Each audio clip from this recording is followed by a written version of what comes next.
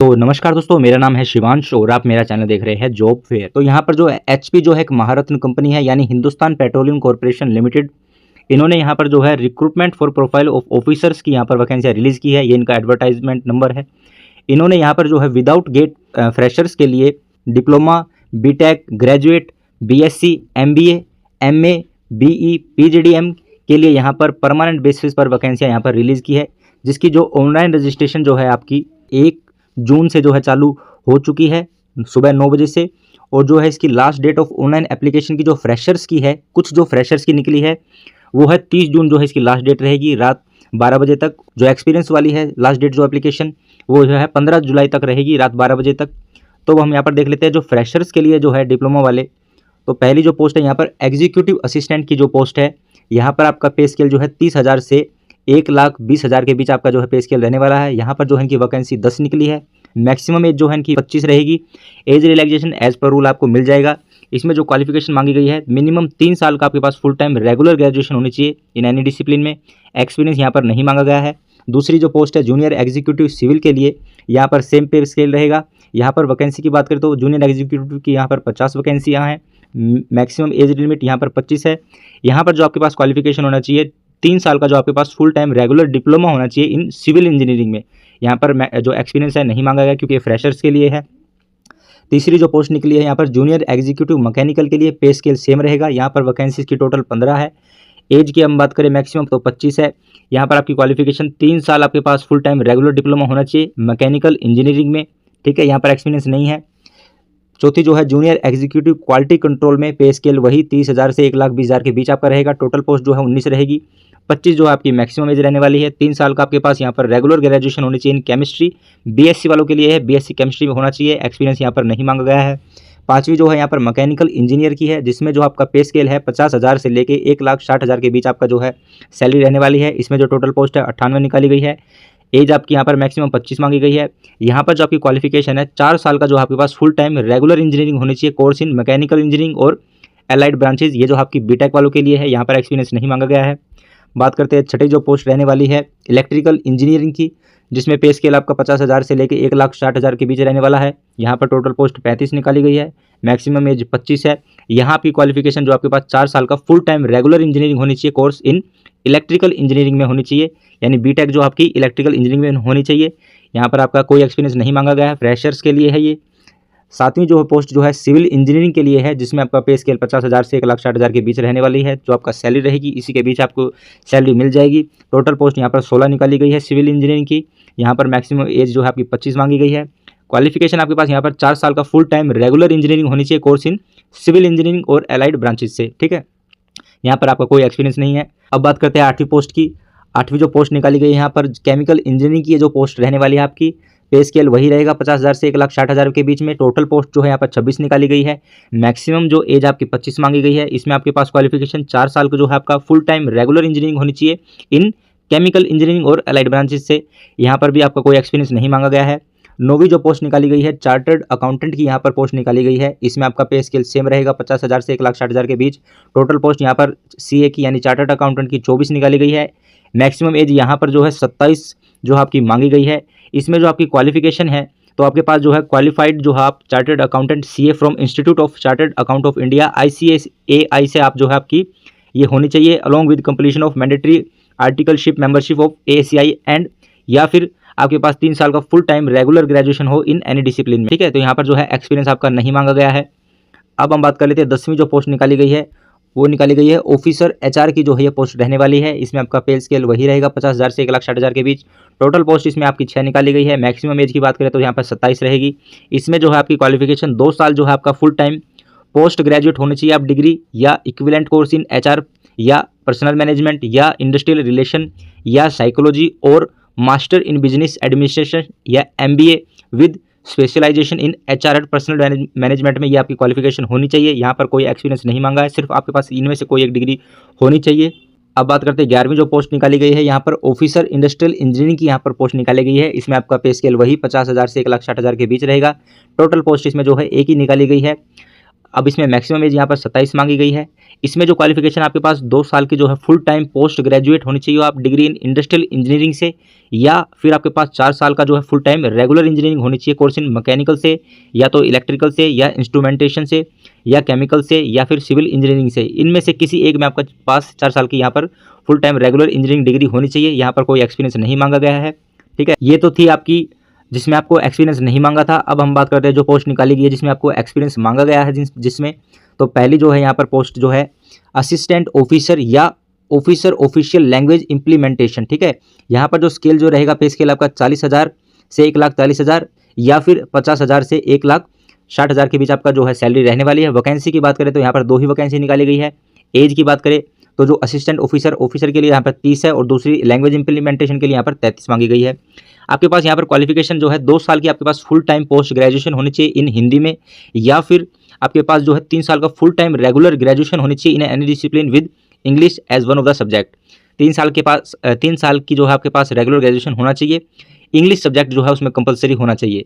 ठीक है, यहाँ पर जो है आपका एक्सपीरियंस 3 मांगा गया है असिस्टेंट ऑफिसर के लिए, और जो लैंग्वेज इंप्लीमेंटेशन के लिए यहाँ पर 6 मांगा गया है। ठीक है, बात करते हैं दूसरी जो पोस्ट है, इसमें लॉ ऑफिसर की यहाँ पर पोस्ट निकाली गई है। इसमें जो है 50,000 से लेकर 1,60,000 के बीच आपकी सैलरी रहने वाली है। टोटल पोस्ट यहाँ पर 3 निकाली गई है।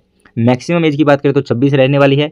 इसमें आपकी क्वालिफिकेशन जो आपका 3 साल का फुल टाइम कोर्स होना चाहिए लॉ में आफ्टर ग्रेजुएशन के बाद, और या फिर आपके पास जो है 5 साल कोर्स होना चाहिए इन लॉ आफ्टर जो 12वीं के बाद होता है। ठीक है, इनमें से अगर आपके पास एक भी अगर डिग्री है तो आप एलिजिबल होंगे। इसमें आपके पास 1 साल का यहाँ पर एक्सपीरियंस मांगा गया है। ठीक है, अब जो तीसरी जो है इसके अंदर जो रहने वाली है सेफ्टी ऑफिसर, जो कि उत्तर प्रदेश में है, 50,000 से लेके आपका जो है 1,60,000 के बीच आपकी जो है पे स्केल रहने वाली है। यहाँ पर टोटल पोस्ट यहाँ पर 2 मांगी गई है। इसमें जो है मैक्सिमम एज आपकी 27 रहने वाली है। क्वालिफिकेशन की बात करें तो आपके पास यहाँ पर 4 साल का जो है full time regular engineering course in mechanical से होना चाहिए, या फिर इलेक्ट्रिकल से होना चाहिए, या फिर इंस्ट्रूमेंटेशन से होना चाहिए, या केमिकल से, या फिर सिविल इंजीनियरिंग में आपका जो full time regular engineering course होना चाहिए यानी बीटेक, या फिर possesses a degree of diploma in industrial safety में होना चाहिए recognised by the state government Uttar Pradesh में, and adequate knowledge of Hindi language. ठीक है, यहाँ पर जो एक्सपीरियंस की बात करें तो जो आपका एक्सपीरियंस इसमें मांगा गया है, तो यहाँ पर एक्सपीरियंस आपका 2 साल का यहाँ पर एक्सपीरियंस मांगा गया है इस सेफ्टी ऑफिसर में। अब बात कर लेते हैं यहाँ पर चौथी जो है सेफ्टी ऑफिसर, जो कि तमिलनाडु। इसमें जो आपकी पे स्केल जो है 50,000 से लेकर 1,60,000 के बीच आपका रहने वाली है। 3 यहाँ पर टोटल पोस्ट है। मैक्सिमम एज यहाँ पर 27 मांगी गई है। इसमें क्वालिफिकेशन की बात करें तो आपके पास यहाँ पर 4 साल का जो है फुल टाइम रेगुलर इंजीनियरिंग होनी चाहिए कोर्स इन, या तो मैकेनिकल में आपका बीटेक होना चाहिए, इलेक्ट्रिकल में होना चाहिए, या इंस्ट्रूमेंटेशन में, केमिकल में, या सिविल इंजीनियरिंग में। इनमें से कोई सी में भी अगर आपकी बीटेक है तो आप यहाँ पर एलिजिबल होंगे। और possesses a degree of diploma in industrial safety recognised by the state government of Tamil Nadu से होना चाहिए, और एडुकेट नॉलेज ऑफ तमिल की जो है आपको लैंग्वेज आनी चाहिए, थोड़ी बहुत नॉलेज होनी चाहिए यहाँ पर। इसमें जो है आपका एक्सपीरियंस जो है यहाँ पर 2 साल का एक्सपीरियंस यहाँ पर मांगा गया है। अब बात कर लेते हैं 5वीं पोस्ट, जो कि रहने वाली है senior officer city gas distribution CGD operation and maintenance में। यहाँ पर आपकी पे स्केल 60,000 से 1,80,000 के बीच आपकी पे स्केल रहने वाली है। 4 इसमें यहाँ पर टोटल पोस्ट निकाली गई है। मैक्सिमम एज की बात करें तो 28 रहने वाली है। इसमें आपकी क्वालिफिकेशन जो है 4 साल का आपके पास फुल टाइम रेगुलर इंजीनियरिंग होनी चाहिए। किस ब्रांच उसमें, मैकेनिकल में, या तो इलेक्ट्रिकल में, या फिर इंस्ट्रूमेंटेशन में, या फिर सिविल इंजीनियरिंग में। यहाँ पर जो एक्सपीरियंस आपसे 3 साल का मांगा गया है। सेम यहीं पर जो senior officer city gas distribution है, इसमें भी यही रहने वाला है पे स्केल। यहाँ पर टोटल पोस्ट 6 निकाली गई है। मैक्सिमम एज जो है 28 मांगी गई है। इसमें आपका सेम क्वालिफिकेशन रहने वाली है। एक्सपीरियंस यहाँ पर 3 साल का ही मांगा गया है। ठीक है, अब बात कर लेते हैं जो 7वीं जो है सीनियर ऑफिसर सेल्स की retail groups direct sale LPG की। यहाँ पर आपका जो है पे स्केल 60,000 से 1,80,000 के बीच रहने वाली है। 25 जो है आपकी यहाँ पर टोटल पोस्ट निकाली गई है। 29 जो आपकी मैक्सिमम एज यहाँ पर रहने वाली है। अगर क्वालिफिकेशन की बात करें तो यहाँ पर जो आपके पास 2 साल का फुल टाइम रेगुलर MBA और PGDM equivalent to MBA as पर AIU से होना चाहिए, एंड 4 साल का जो आपके पास फुल टाइम रेगुलर इंजीनियरिंग होनी चाहिए इन मैकेनिकल से, या फिर इलेक्ट्रिकल से, इंस्ट्रूमेंटेशन से, केमिकल से, या सिविल से। इसमें आपका जो है एक्सपीरियंस 2 साल का मांगा गया है। ठीक है, अब बात कर लेते हैं जो 8वीं जो पोस्ट है इसमें senior officer and assistant manager non fuel business. इसमें आपका जो है एक में जो सीनियर ऑफिसर के लिए पे स्केल 60,000 से 1,80,000 रहने वाली है, और जो नॉन फ्यूल असिस्टेंट मैनेजर है उसकी जो है 70,000 से 2 लाख के बीच आपकी जो है पे स्केल यानी सैलरी रहने वाली है। टोटल पोस्ट यहाँ पर 6 निकाली गई है। मैक्सिमम एज सीनियर ऑफिसर के लिए 29 है, और असिस्टेंट मैनेजर के लिए 32 है। यहाँ पर जो है क्वालिफिकेशन जो है 2 साल की आपके पास फुल टाइम जो रेगुलर MBA और PGDM equivalent to MBA as पर होना चाहिए, और 4 साल का जो है यहाँ पर फुल टाइम रेगुलर इंजीनियरिंग होनी चाहिए आपकी कोर्स इन मैकेनिकल से या फिर इलेक्ट्रिकल से, इंस्ट्रूमेंटेशन से, केमिकल से, सिविल इंजीनियरिंग से। यहाँ पर जो है एक्सपीरियंस सीनियर ऑफिसर के लिए 2 साल का मांगा गया है और जो असिस्टेंट मैनेजर है उसके लिए यहाँ पर 5 साल का एक्सपीरियंस मांगा गया है। सेम यही क्वालिफिकेशन जो है chief manager, deputy general manager, non fuel business की रहने वाली है। यहाँ पर जो चीफ मैनेजर की जो है पे स्केल 1 लाख से 2,60,000 के बीच रहने वाली है और जो डिप्टी जनरल है उसकी जो है 1,20,000 से 2,80,000 के बीच आपकी पे स्केल रहने वाली है। यहाँ पर टोटल पोस्ट 2 निकाली गई है। चीफ मैनेजर के लिए जो मैक्सिमम एज है 41 है और जो डिप्टी जनरल है उसके लिए यहाँ पर 44 मैक्सिमम एज रहने वाली है। सेम इसका यहाँ पर जो है क्वालिफिकेशन रहने वाली है। एक्सपीरियंस की बात करें तो यहाँ पर चीफ मैनेजर के लिए यहाँ पर एक्सपीरियंस 14 साल का होना चाहिए और जो डिप्टी जनरल है उसका यहाँ पर 17 साल का एक्सपीरियंस होना चाहिए। ठीक है, अब बात कर लेते हैं यहाँ पर जो है मैनेजर जो टेक्निकल की जो पोस्ट है उसके लिए जो है यहाँ पर 80,000 से लेके 2,20,000 के बीच आपकी पे स्केल यानी सैलरी रहने वाली है। 3 यहाँ पर टोटल पोस्ट है, 34 आपकी मैक्सिमम एज रहने वाली है। 4 साल का फुल टाइम रेगुलर इंजीनियरिंग होनी चाहिए आपकी, जो ये क्वालिफिकेशन मांग रहे हैं किसमें, इन केमिकल में या तो फिर पॉलीमर में या फिर प्लास्टिक इंजीनियरिंग में, यहाँ पर आपकी क्वालिफिकेशन होनी चाहिए। जो एक्सपीरियंस है यहाँ पर आपका 9 साल का यहाँ पर एक्सपीरियंस मांगा गया है। अब बात कर लेते हैं 10वीं जो है manager sales R&D product commercialisation, जिसमें आपकी पे स्केल 80,000 से 2,20,000 रहने वाला है। एक यहाँ पर टोटल पोस्ट रहने वाली है। 36 जो है यहाँ पर आपकी मैक्सिमम एज यहाँ पर मांगी गई है। यहाँ पर आपकी क्वालिफिकेशन 4 साल आपके पास फुल टाइम रेगुलर इंजीनियरिंग होनी चाहिए, कोर्स इन मैकेनिकल से या फिर सिविल से या फिर इंस्ट्रूमेंटेशन से, इलेक्ट्रिकल से, केमिकल या पॉलीमर या प्लास्टिक से, इनमें जो आपकी 4 साल की, इनमें से किसी में आपकी 4 साल की फुल टाइम रेगुलर इंजीनियरिंग होनी चाहिए। डिजायरेबल 2 साल का full time regular MBA course होना चाहिए। यहाँ पर 9 साल का यहाँ पर आपको पास एक्सपीरियंस मांगा गया है। बात कर लेते हैं यहाँ पर 10वीं जो deputy general manager catalyst business development की, तो यहाँ पर पे स्केल आपका 1,20,000 से 2,80,000 के बीच आपका रहने वाला है। एक यहाँ पर टोटल पोस्ट है। मैक्सिमम एज की बात करें तो 45 मांगी गई है। एसेंशियल यहाँ पर होना चाहिए 4 साल का फुल टाइम रेगुलर इंजीनियरिंग होनी चाहिए इन केमिकल इंजीनियरिंग में। टोटल जो एक्सपीरियंस यहाँ पर 18 साल का एक्सपीरियंस आपसे मांगा गया है डिप्टी जनरल की पोस्ट के लिए।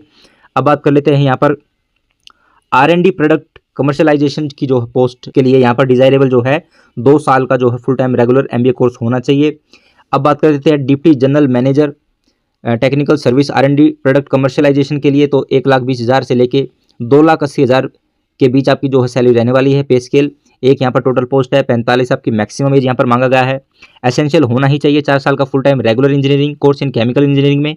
डिजायरेबल है तो 2 साल का full time regular MBA course है तो ठीक है, वरना कोई बात नहीं। 18 साल यहाँ पर आपकी एक्सपीरियंस मांगी गई है डिप्टी जनरल के लिए। अब बात कर लेते हैं deputy general manager polymer expert head के लिए, जो है आपकी पे स्केल 1,20,000 से लेकर 2,80,000 के बीच आपकी सैलरी रहने वाली है।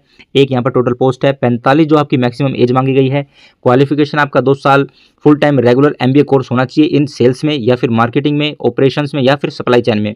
और आपके पास जो है 3 साल का फुल टाइम ग्रेजुएशन होनी चाहिए इन एनी डिसिप्लिन में, किसी में भी आपकी जो है 3 साल का ग्रेजुएशन होनी चाहिए। एक्सपीरियंस जो है यहाँ पर 18 साल का मांगा गया है।